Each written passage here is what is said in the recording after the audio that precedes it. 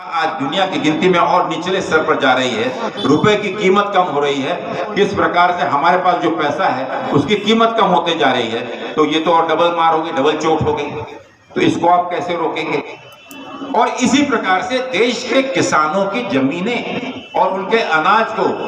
अगर आप देखेंगे तो खरीद कर, जबरदस्ती से खरीद कर कम दामों में गोडाउन में, अदानी जी के बड़े बड़े गोडाउनों में जमा करके, आपने देखा होगा जो किसान आंदोलन हुआ था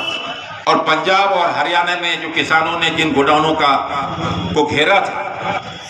ये अदानी जी के गोडाउन थे जहां पर रेलवे की लाइनें बिछाई जा रही थी ताकि पूरा अनाज वहां पे जमा हो सके। इन सभी मुद्दों को आप सब इस चीज को जानते हैं कि किस प्रकार से इस देश का, हमारे प्रदेश के खनिजों का दोहन करते हुए और सिर्फ पूंजीपतियों के हाथ में सौंपा जा रहा है। मैं बधाई देना चाहूंगा हमारे झारखंड के उन साथियों को, माननीय प्रदीप यादव जी और दीपिका जी जैसे हमारे बहादुर नेताओं को,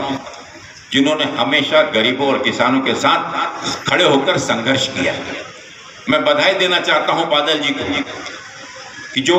जरूरतमंद, गरीब और दुर्बल, कमजोर लोगों के साथ रात दिन उनके साथ में खड़े हुए, एक उम्मीद बांधते हुए कि हमारे पार्टी के अंदर भी ऐसे संवेदनशील व्यक्ति हैं जो लोगों के साथ उनके सुख दुख में खड़े हैं। आज की विशेष सभा ये कोई पब्लिक रैली नहीं है, ये जनसभा नहीं है, बहुत ही विशेष चुनिंदा चुने हुए आप यहाँ जो बैठे हुए हैं, ये बहुत ही महत्वपूर्ण और अपने अपने क्षेत्र में कांग्रेस की पहचान और समाज में एक विशेष स्थान आप लोगों का है।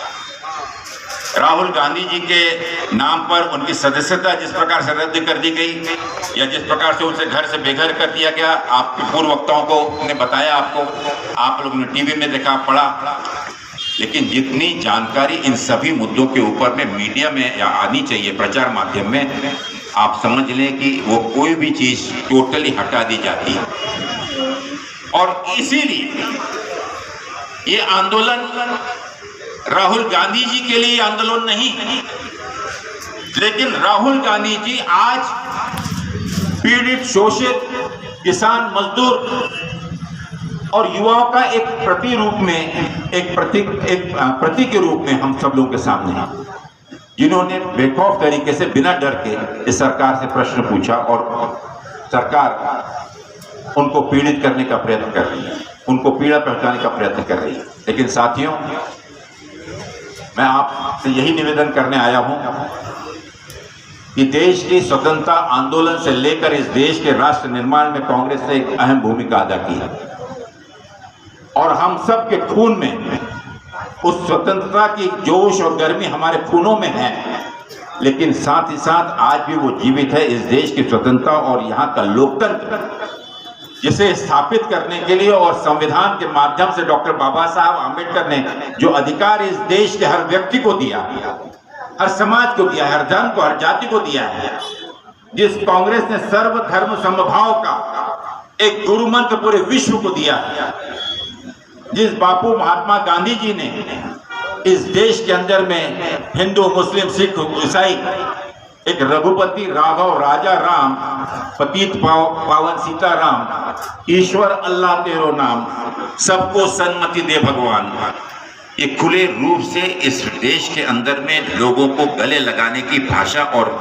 प्रेम भाव सिखाया, जो कि हमारे भारत का, हिंदुस्तान का जो सबसे बड़ी हमारी आत्मा है। और इन सब को हमने संजोया लोकतंत्र के नाम पर अपने संविधान में। एक हमने ऊंची पंचायत बनाई, देश की सबसे बड़ी पंचायत बनाई।